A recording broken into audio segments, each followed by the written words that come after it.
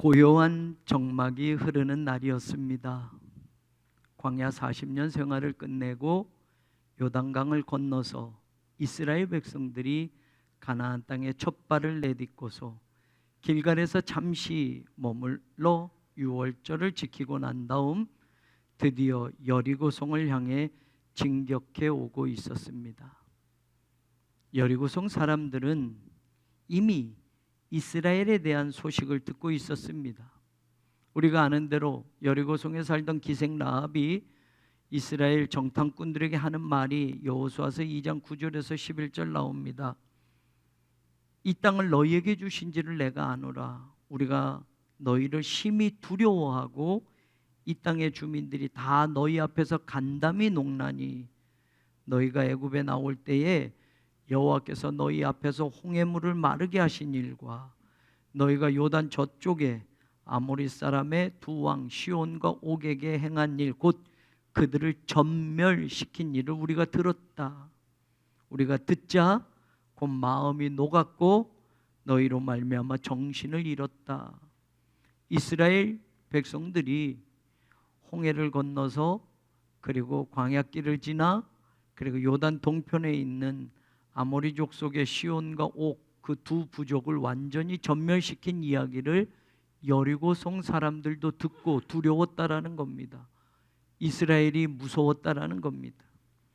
실제로 여호수아서 5장 1절에 보면 이 여리고성 사람만이 아니라 요단강을 기준으로 서편 지역에 있는 사람들이 이스라엘 백성들의 소문을 또 듣습니다. 요단 서쪽의 아모리 사람의 모든 왕들과 해변의 가나안 사람의 모든 왕들이 여호와께서 요단 물을 이스라엘 자손들 앞에서 말리시고 우리를 건너게 하셨음을 듣고 마음이 녹았고 이스라엘 자손들 때문에 정신을 잃었더라. 이건 최근의 소식인 거죠. 요단 동편에 있다가 이제 요단강을 건너는데 요단강이 범람한 시기였는데 이스라엘 백성들이 자기들이 믿는 하나님이 도우셔서 요단강물을 마르게 하시고 끊어놓고 거기를 안전하게 건너서 가나안에 입성했다라는, 가나안에 들어왔다는 소식을 요단강 서편 쪽에 있는 모든 가나안 족속들이 듣고 두려워 떨고 있었다라는 말입니다. 이스라엘 백성들이 드디어 요단강을 건너서 가나안에 들어온 것이 가나안 지역에 있는 사람들에게 두려운 일이 되었습니다. 그들을 도왔던 하나님에 대한 이야기, 홍해를 건너고 요단강을 건너고 요단 동편에 있는 아모리 족속 시온과 옥을 전멸시키고 그렇게 가나안에 들어왔다는 소식은 모든 사람들이 긴장할 만하고 두려워 떨 일이었습니다. 이스라엘 백성이 요단강을 건넌 지점이 바로 여리고와 가까운 곳이었고 재수없게도 제일 먼저 여리고 백성들이 이스라엘과 전쟁을 치러야 하는 상황이 된 겁니다.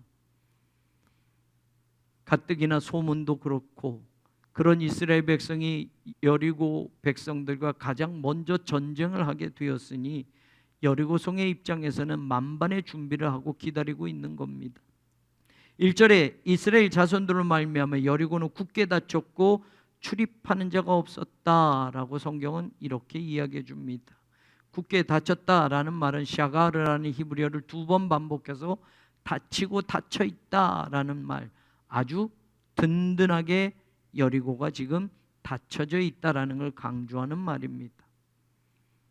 이렇게 성벽의 문을 굳건히 닫아놓고 사람들조차도 나가지도 들어오지도 못하게 하고 있습니다.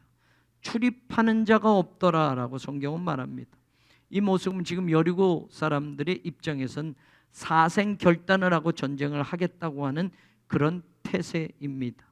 성문을 걸어 잠그고 나가지도 않고 들여보내지도 않겠다는 건 여리고 사람들이 여기서 죽는 한이 있어도 이 성을 절대로 이스라엘이 쳐들어오지 못하게 우리가 방어하겠다고 하는 의지가 담겨 있는 모습입니다. 성에서 우리가 죽든지 살든지 이 성을 지킬 거라는 다짐과 결단이 강하게 느껴지는 구절입니다. 실제로 신명기에 보면 1장 28절과 9장 1절에 보면 가나안을 미리 정탐했던 정탐꾼들이 보고하는 내용이 나오는데 성읍들은 크고 성곽은 하늘에 닿았다라고는 보고하는 장면이 나옵니다. 이스라엘 백성들의 입장에서 광야 40년 동안을 생각해 보면 말입니다, 광야에는 아무것도 없었습니다. 광야에 장막을 치고 텐트를 치고 40년을 그렇게 광야길을 걸어왔습니다. 그런데 애굽에서 살던 출애굽 1세대 사람들은 모두 다 죽습니다. 그리고 지금 남아있는 사람은 광야에서 태어난 사람들입니다.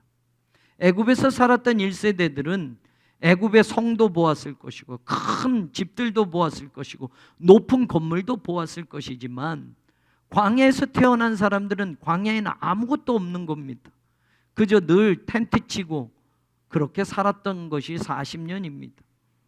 여호수아와 지금 함께 요단강을 건너서 광야 생활을 끝내고 지금 가나안에 들어가는 사람들은 출애굽한 1세대들이 아니라 광야에서 태어난 2세대들입니다.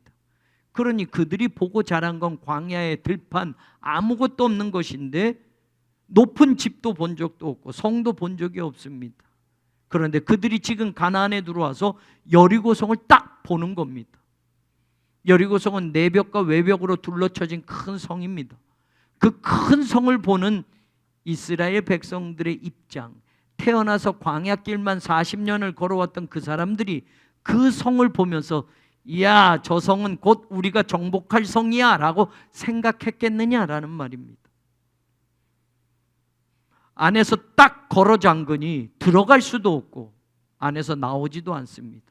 성벽은 높습니다. 그런데 저 성을 어떻게 들어갈 수 있냐는 말입니다.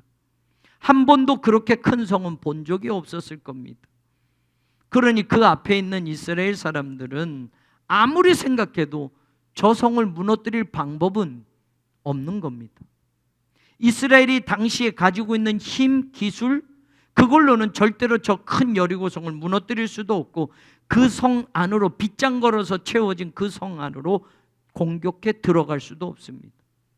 우리 편에서 머리를 쥐어짜고 방법을 동원하려고 해도 방법이 없는 겁니다. 사랑하는 여러분, 저와 여러분 같으면 다를까요? 저와 여러분이 그 자리에 바로 있다고 하면 저 성은 무너질 겁니다 라고 믿음으로 얘기할 수 있을까요? 우리는 사건의 모든 걸 다 성경을 통해서 들었으니까 곧 무너질 거로 알고 있지만, 아무것도 모른 채 한 번도 본 적이 없는 광야길만 걸어오고 아무것도 없는 들판에서만 살았던 광야길만 걸었던 그들이 가나안 땅에 들어와서 처음 본 여리고성, 그 큰 성읍을 보면서 저 성을 우리가 공격하고 정복할 수 있어 라고 누가 과연 장담할 수 있겠냔 말입니다. 우리도 마찬가지일 겁니다. 세상에서 방법을 찾을 수 없을 때, 우리 힘으로 그 능력을 가질 수 없을 때 포기하고 절망할 수밖에 없습니다. 그런데 여러분, 우리는 하나님을 믿는 백성이기 때문에 이런 때 하나님의 음성을 들을 줄 알아야 합니다. 그런 때일수록 세미하게 아주 들릴 듯 말 듯한 그 하나님의 세미한 소리에까지도 우린 귀를 기울이고 한번 들어볼 줄 알아야 합니다. 세상에서는 아무런 방법이 없고 내가 가진 힘으로는 도저히 해결할 수 없을 때 그냥 포기하느냐 말입니다. 그만하자라고 하겠느냐 말입니다. 그럴 때일수록 사람들은 여러 가지 생각들 말할 겁니다. 안 된다고 하는 사람이 대부분일 겁니다. 우리가 가진 걸 보세요. 어떻게 저 성을 무너뜨린단 말입니까? 우리가 가진 기술로, 우리가 가진 능력으로 어떻게 저 성을 공격해서 무너뜨릴 수 있다는 말입니까? 그만합시다. 저 성을 빼고 갑시다. 반대합니다. 아마 이런 소리가 우리 쪽에서 한번 방법을 생각해 봅시다라고 할 때 안 된다고 하는 소리가 더 클 겁니다. 반대하겠다고 하는 소리가 더 클 겁니다. 생각해 보라고. 도저히 어떻게 저 성을 우리 힘으로 무너뜨릴 수 있냐고. 불가능입니다 라고 하는 목소리가 더 많이 새어 나올 겁니다. 그러면 정말 불가능하게, 정말 포기하게, 정말 시도하지 않게 우리는 단념해 버려야 할까요? 하나님의 소리를 듣는 사람이 되어야 합니다. 인생도 그렇지 않습니까? 여러분, 이제까지 살면서 여러분의 능력으로 해결할 인생들만 만나고 왔습니까? 때로는 정말 내가 가진 것 계산해보고 내 힘, 내 능력 아무리 생각해도 내 인생 앞에 여리고 성처럼 크게 가로막고 있는 저것은 도저히 내가 해결할 수 없는 거예요. 그러면 여러분 다 절망하고 포기하고 단념하고 못하고 지나왔습니까? 안 된다고 반대만 하고 끝났습니까? 교회 일은요, 함께 신앙생활하면서요, 우리 교회가 꿈꾸고 있는 일이요, 하나님 앞에 영광스러운 일들을 계획하면서요, 우리 숫자 세보고 우리가 가진 것 계산해보고 안 됩니다 안 됩니다 하고 끝날까요? 여러분, 우리가 건축하는 성전은 말입니다, 우리 교회 1년 예산을 28년 동안 모아야, 한 푼도 안 쓰고 모아야 그 성전을 건축할 비용입니다. 이걸 어떻게 감당합니까? 이걸 어떻게 할 수 있다는 말입니까? 우리 계산만 하면, 우리 숫자만 생각하면 28년 동안 한 푼도 안 쓰고 성전 건축 비용으로 다 들여야 여러분 그 성전을 건축할 수 있는 건데, 그러면 못하는 겁니까? 단념하는 겁니까? 우리의 욕심입니까? 하나님이 약속하신 가나안이 있는데 여리고성이 해결할 수 없다고 처음부터 포기해야 합니까? 하나님이 뭐라고 말씀하시는지 이때 우리는 그 음성을 들을 수 있어야만 합니다. 우리 편에서는 아무런 방법이 없을 때 하나님의 세미한 소리까지도 흘리지 말고 들을 수 있고 귀 기울여 하나님의 말씀 앞에 나아가야만 합니다.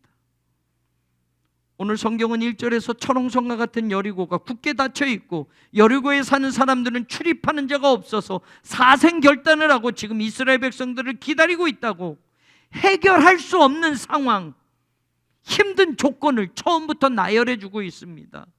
그런데 여러분, 1절만 들으면 끝입니다, 못합니다, 반대입니다가 더 많을 겁니다. 그런데 2절은 뭐라고 이야기하느냐? 하나님이 말씀을 주십니다. 여호와께서 여호수아에게 이르시되 보라, 내가 여리고와 그 왕과 용사들을 네 손에 넘겨주었다라고 하나님이 말합니다. 1절은 도대체 우리 힘으로는 해결할 수 없는 조건이고 열악한 상황인데 2절은 된다라고 하나님이 말씀합니다. 왜 아멘을 안 하십니까? 1절은 안 된다고 하니까 침묵해도 돼요. 도저히 못하니까, 우리 힘으로는 해결할 수 없으니까 저 큰 성읍을 어떻게 무너뜨립니까? 침묵하셔도 돼요. 그런데 2절은 바로 하나님이 말씀하잖아요. 여리고도 그 왕도 거기에 있는 용사들도 네 손에 넘겨주었다.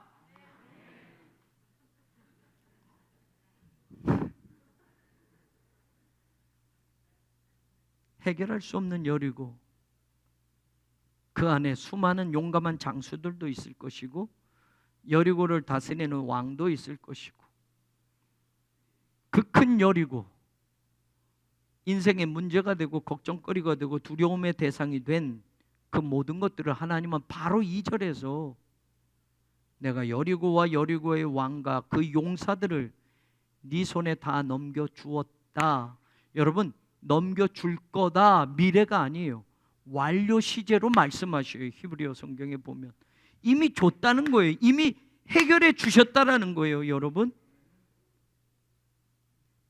이미 하나님의 성전 건축은 우리가 계획한 것도 아니고 시작한 것도 우리의 의지로가 아니라 뉴타운으로 개발하시도록 하나님이 모든 정책을 바꿔주셨잖아요. 예전에 우리가 건축하려고 해도 도로가 없어서 6m는 나야 되기 때문에 옆에 집들도 사보려고 하고, 이 안에 성전 건축을 이전에 목사님과 이전의 사람들이 계획도 해보았지만 안 됐잖아요. 그런데 시 정책이 다 바꿔져서 흑석동이 뉴타운이 됐습니다. 그래서 건축할 수 있게 하셨습니다. 그리고 우리가 딱 그렇게가 아니라 하나님이 딱 성전을 건축할 평수도 하나님이 주셨습니다. 그러면 땅을 주셨는데 빈 땅만 차지하고 있으라 하고 하나님이 땅을 주셨단 말입니까? 처음부터 이곳에 내 집을 지을 것이다, 지었다라고 하나님이 말씀해 주시지 않았을까요?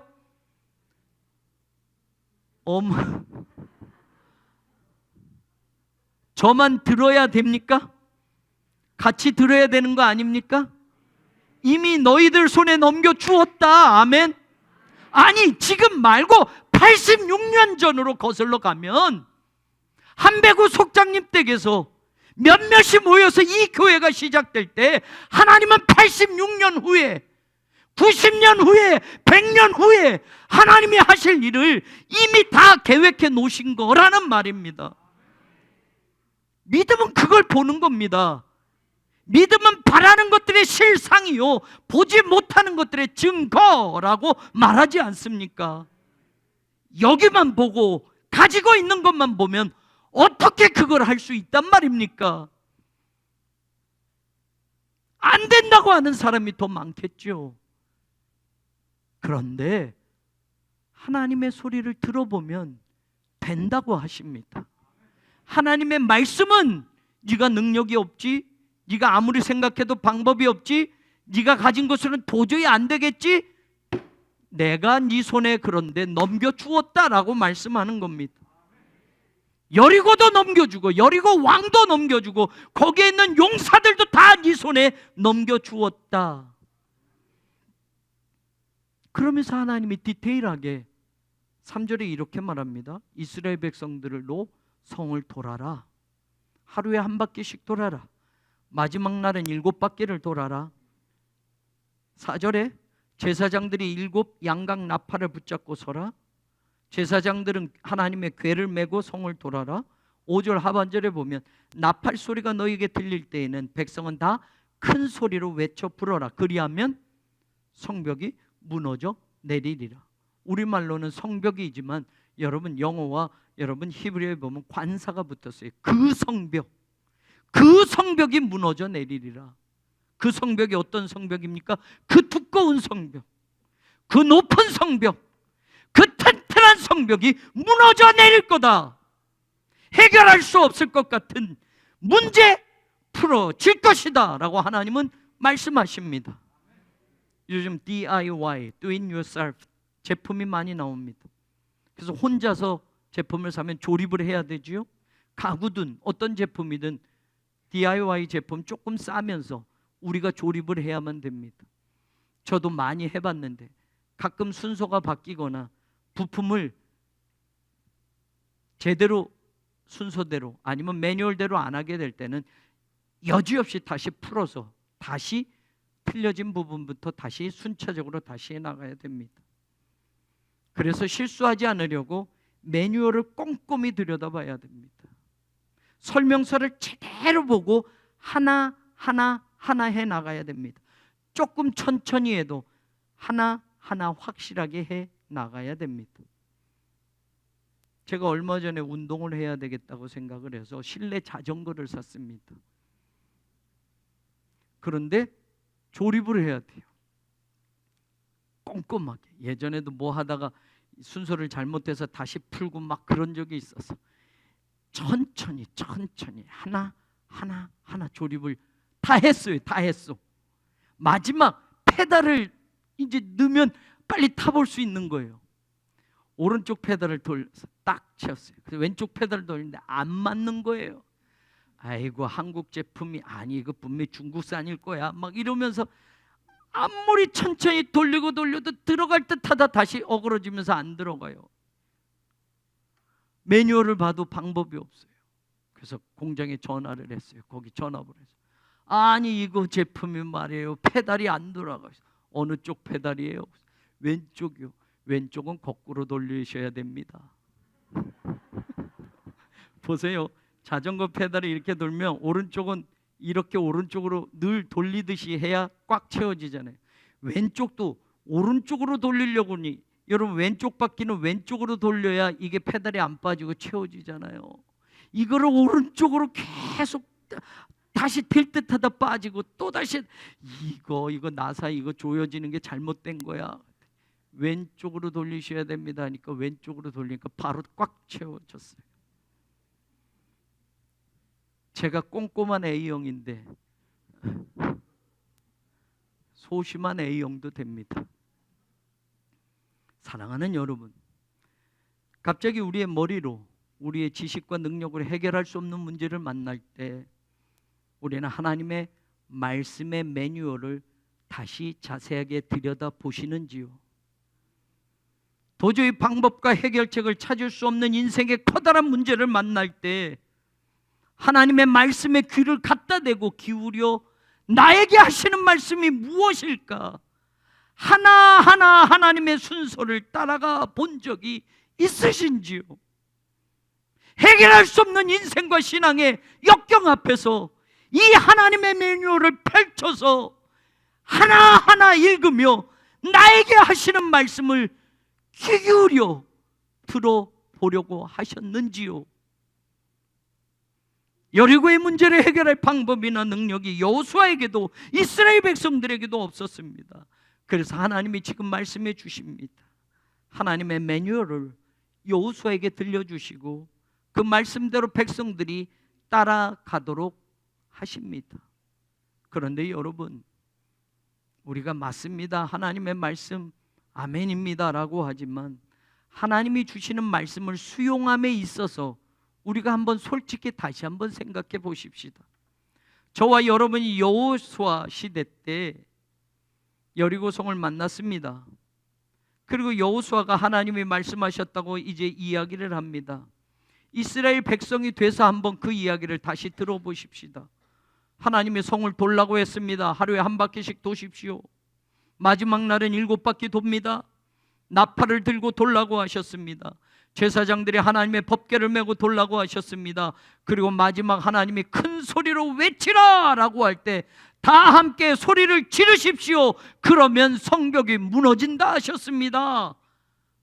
아멘 할 분이 누가 있어요? 우리는 하나님의 말씀이라도 그 말씀을 먼저 들을 때 말입니다, 우리의 이성이 먼저 작용합니다. 이성적으로 먼저 생각하게 만듭니다. 그게 이성적인 방법이야? 또 상식적으로도 생각해 봅니다. 또 조금 살았다고, 몇십 년 살았다고 내 인생의 경험을 갖다 하나님의 말씀에 들이댑니다. 이성적으로, 경험적으로, 상식적으로 하나님의 말씀을 분석하기 시작합니다. 그러면서 그 말씀이 타당한지, 과연 그 말씀대로 해볼 수 있는 건지 우리 스스로가 그 다음에 결정을 합니다. 하나님이 주신 매뉴얼이라고 해도 상식이 통하지 않으면 옆으로 제껴놓습니다. 우리가 좀 배웠으니 이제 과학적으로도 말하려고 합니다. 과학적으로 소리가 질러서 어떻게 성벽이 무너진단 말이야. 우리가 몇 사람이야? 몇 사람이 소리를 질러. 그러면 사람의 목소리는 50에서 60데시벨인데 소리가 지르면 조금 더 커지는데, 그러면 소리의 음파, 소리의 파장이 나와서 벽에 부딪혀서 벽이 무너지는 건데 어떻게 사람 소리로 성벽을 무너뜨린단 말이야. 앰뷸런스가 지나갈 때 데시벨은 120데시벨, 그 정도 소리가 돼도, 시끄러운 소리가 돼도 그 음파로도 모자르는데 제트기 엔진의 소음이 130에서 150데시벨이라고 합니다. 이 정도로 큰 소리가 나도 절대로 성벽은 안 무너지는 거야. 과학적으로 하나님의 말씀은 맞지 않아. 계란으로 바위치기가 훨씬 더 쉽고 명료한 말일 수 있어. 과학적으로 분석하고 불가능이라고 말합니다. 내가 그래도 서울대학교 나왔어, 내가 그래도 외국에서 박사학위 가졌어, 내가 그래도 많은 거 경험했어, 내가 그래도 지식적으로 분석할 수 있어, 이성적으로 나는 이성적인 사람이니까 생각해 볼 수 있어. 성을 돌아서 무너지는 거라면, 모래성이면 혹시 몰라. 오늘 여리고의 문제를 가진 이스라엘에게 주신 하나님의 말씀이 여러분 이성적입니까? 과학적입니까? 우리가 살아온 경험으로 이해할 수 있는 일들입니까? 아니요, 비이성적입니다. 비과학적입니다. 비상식적입니다. 그러면 그 말씀이 아무리 하나님이 주신 말씀이라도 우리는 붙들지 않을 때가 더 많습니다. 성을 공격하려고 하면 성벽의 높이만큼 흙을 갖다 쌓든지, 투석기를 준비해서 벽을 뚫든지, 긴 사다리를 만들어서 이쪽 저쪽 사방에서 동시에 공격해서 혼을 빼놓든지, 그래야 공격하고 그래야 성이 무너질 수 있지. 나팔 분다고 소리쳐 외친다고 성을 돈다고 그 성이 무너진다는 게 말이 돼? 여기서 대부분 하나님의 말씀을 듣고 매뉴얼대로 따라가자라고 해도 우리는 비이성적이고 비상식적이고 비과학적이면 하나님의 말씀을 대부분 여기서 무시해버리기 쉽습니다. 그리고 포기합니다. 말도 안 돼. 저와 여러분이 예외라고요? 아니요. 저와 여러분도 분명 다를 바 없을 겁니다. 지금도 하나님이 주신 말씀을 들으면 내 이성이 먼저 그걸 분석하려고 합니다. 내가 배운 지식으로, 내가 살아온 경험으로 그 말씀을 쪼개게 됩니다. 그리고 맞지 않으면 붙잡지 않습니다. 하나님은 우리보다 머리가 안 좋으셔서 이런 말씀을 하셨을까요? 하나님은 어떤 문제든지 하나님의 사람들은 하나님이 함께 하신다는 걸 믿기를 바라고 계십니다. 이사야서 55장에 그 유명한 말씀하지 않습니까? 내 생각은 너희 생각과 달라. 내 길은 너희 길보다 높다라고 말씀하지 않습니까? 어떻게 우리 머리로 하나님을 다 이해할 수 있단 말입니까? 내 생각대로 되지 않으면 이건 무조건 실패다라고 누가 선언할 수 있겠습니까? 내 머리로 분석해서, 아니 그렇게 컴퓨터를 잘하고 그 똑똑한 컴퓨터에 모든 데이터를 집어넣어서 나온 결과가 실패라고 하면 우린 컴퓨터를 더 신뢰하지 하나님의 말씀을 신뢰합니까? 우리가 하나님이 말씀하신 것대로 되어진다라는 그 믿음이 그렇게 쉽게 가질 수 있는 믿음이냔 말입니다. 비상식적이어도 비과학적이어도 비이성적이어도 저는 하나님이 말씀하셨다면 그 말씀에 능력이 있음을 우리가 믿을 수 있기를 바랍니다. 이 말씀을 저와 여러분이 오늘 붙잡기를 바랍니다. 이 방법 속에 하나님이 진짜 말씀하시는 것이 무엇일까요? 성을 도는 걸까요? 한 바퀴 한 바퀴 그리고 7바퀴 13바퀴를 채우는 것일까요? 소리를 조금 평소보다 크게 지르는 것일까요? 하나님이 그거 하라고 하시는 걸까요? 아니에요, 아니에요, 아니에요. 하나님의 말씀을 잘 들여다보면 눈에 띄는 단어가 나옵니다. 1절부터 우리가 10절까지 읽었지만 14절까지 읽어보면 하나님의 언약궤라는 단어가 10번이나 나옵니다. 다시 말하면 지금 여리고의 문제는 하나님의 언약궤 중심으로 해결할 수 있다고 하시는 겁니다.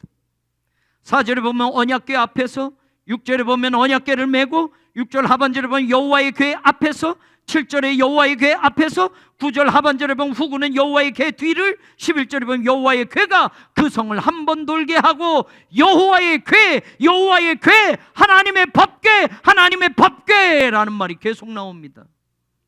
여러분, 여리고 성을 무너뜨리기를 원한다면 하나님의 법궤 앞에 가야만 된다라는 겁니다. 또한 하나님의 법궤를 끝까지 따라가야 된다는 말입니다. 다시 말하면 하나님의 말씀을 믿고 앞장서가는 사람이 있어야 된다는 말입니다. 여리고를 무너뜨리기를 원한다면 하나님의 말씀을 믿고 끝까지 그 말씀을 뒤따라가는 사람도 있어야 된다는 말입니다. 하나님의 말씀이 인도하면, 하나님의 말씀대로만 따라가면 문제가 해결된다라는 걸 하나님은 말씀하고 싶었던 겁니다. 여러분, 오늘 우리가 여리고를 무너뜨리는 문제를 다시 한번 들여다보십시다. 하나님의 법궤를 중심으로 앞에서 뒤에서 이스라엘 백성들이 움직이고 있습니다. 실제로 이스라엘 백성들은 광야 생활 동안 그들의 모든 여정은 하나님이 보여주신 불기둥과 구름기둥으로 인도함을 받았습니다. 하나님의 구름기둥이 떠오르면, 그리고 앞으로 나아가면 하나님이 가자고 하는 방향이라고 믿고 이스라엘 백성들은 그 구름기둥만 보고 따라갔습니다. 구름 기둥이 머무르면 이스라엘 백성도 같이 멈춰서서 거기에 머무르면 됐습니다. 하루를 지나든 1년이 지나든 구름 기둥이 다시 떠오르면 이스라엘 백성도 떠날 차비를 하고, 구름 기둥이 멈춰서면 이스라엘 백성들도 서야만 했습니다. 구름 기둥과 불 기둥이 인도하는 세월이 40년이었습니다. 그런데 이스라엘 백성들이 가나안으로 들어와서는 성경 어디를 읽어봐도 더 이상 구름 기둥과 불 기둥이 보이지 않습니다. 여리고에 오기 전 이스라엘 백성이 넘쳐흐르는 요단강을 건널 때 하나님은 하나님의 법궤를 매게 하고, 하나님의 법궤를 맨 제사장들의 발이 요단강에 먼저 닿게 하고, 하나님의 법궤가 요단강 가운데 있게 하고, 이스라엘 백성들이 기적처럼 마른 땅으로 건너가게 하셨습니다. 구름기둥과 불기둥은 광야에서 인도하셨던 방법이고, 이제 가나안에 들어와서는 하나님의 법궤 중심으로 이끌어 가시는 모습을 우리는 확연하게 볼 수 있습니다. 하나님의 법궤는 하나님의 계명입니다.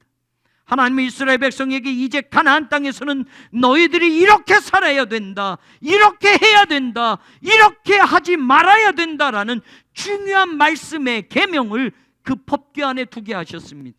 삶의 모든 지침이 그 법궤 안에 있습니다. 그래서 이스라엘 백성들은 바로 하나님이 주시는 그 말씀의 인도함을 받아 그 말씀대로만 가면 하나님께서 승리를 보장하고 여리고를 무너뜨리시겠다고 약속하셨던 것입니다. 사랑하는 여러분, 우리가 오늘 한번 성경에 나온 대로 이 모습을 상상해 보십시다. 이스라엘 백성들은 하나님이 제시해 주시는 이 방법대로 지금 성을 돌고 있습니다. 무장한 군사들이 앞에 돌고, 그 다음에 7명의 제사장들이 7개의 나팔을 들고 그 뒤를 따라갑니다. 그리고 하나님의 법궤를 맨 제사장들이 따라갑니다. 그 다음 뒤에 다시 무장한 후군들이 따라갑니다. 이제 저와 여러분이 여리고를 지키는 여리고 사람이 되어서 성 위에서 그 모습을 한번 보십시다. 긴장하며 숨죽이고 이스라엘 백성들이 움직이는 걸 보고, 성 가까이 오는 걸 보고 드디어 전쟁이 시작되나 보다, 그들이 가진 창, 그들이 가진 칼을 손에 꽉 쥐고 긴장하고 보고 있는데, 이스라엘 백성들은 성만 한번 돌고 자기 진영으로 돌아가는 겁니다.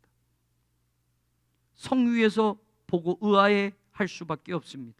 한 번도 이제까지 전쟁했을 때 상대방의 진열, 전열의 이런 모습으로는 본 적이 없었을 겁니다. 그저 성을 돌고 다시 자기 진영으로 돌아가는 겁니다. 여리고 사람들은 성벽 위에서 긴장한 채 봅니다. 무장한 군인이 몇 명이나 될까? 저들이 어떤 무기를 가지고 있을까? 이스라엘 백성들이 성을 도는 것을 위에서 파악하면서 숫자도 분석했을 것이고 무기도 다 파악해 봤을 겁니다. 그리고 발빠르게 대처했을 겁니다. 아, 몇 명 정도입니다. 저들이 가진 무기는 이 정도입니다. 그래? 싸워볼 만하네? 아니면 열세인데 더 긴장해야 돼? 라고 자기들은 분석했을 겁니다. 그런데 그들이 의아해한 것은 군인들이 당연히 전쟁터에 나오는 것이지만 군인이 아닌 무기를 들지 않은 제사장들도 봅니다. 나팔을 들었고 어떤 사람은 큰 법궤를, 어떤 상자를 메고 돌아갑니다. 한 번도 본 적이 없는 것입니다. 이렇게 하루, 이틀, 6일 동안 성만 돌고 들어갑니다. 이스라엘 백성들이 자기들의 성을 매일 도는 모습을 보면서 칼이 몇 자루인지 창이 몇 자루인지 군인이 몇 명인지를 다 파악할 수 있었지만 한 가지는 모릅니다. 제사장들이 메고 가는 것은 처음 보는 겁니다. 하나님의 법궤는 이제까지 본 적이 없었던 물건입니다. 그런데 그 법궤가 가운데 있고 그 행렬은 진행되어지고 있는 겁니다. 왜 저것을 중심으로 돌고 있을까? 왜 저것이 가운데 있을까?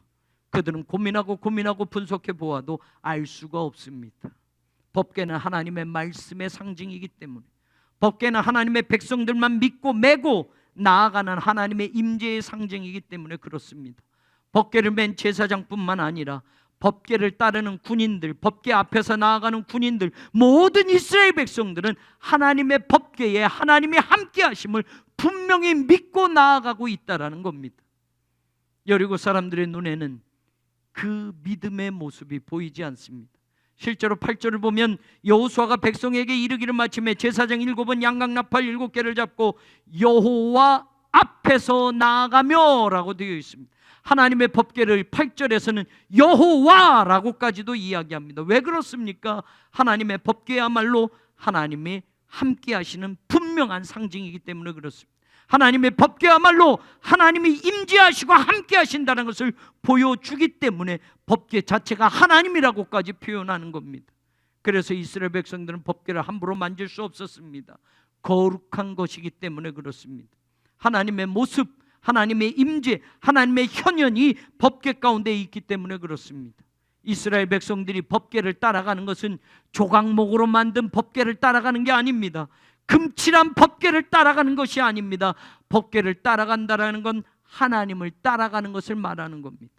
그 법궤 앞에서 가면서 이스라엘 백성들은 하나님의 든든한 백을 믿고 나아가는 겁니다. 그래서 8절에 법궤를 여호와라고까지 표현하는 겁니다. 사랑하는 여러분, 하나님의 말씀은 이런 겁니다.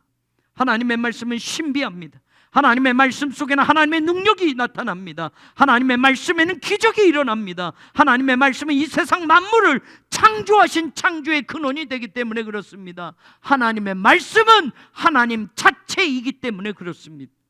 오늘 이 시대를 살아가는 저와 여러분도 마찬가지입니다.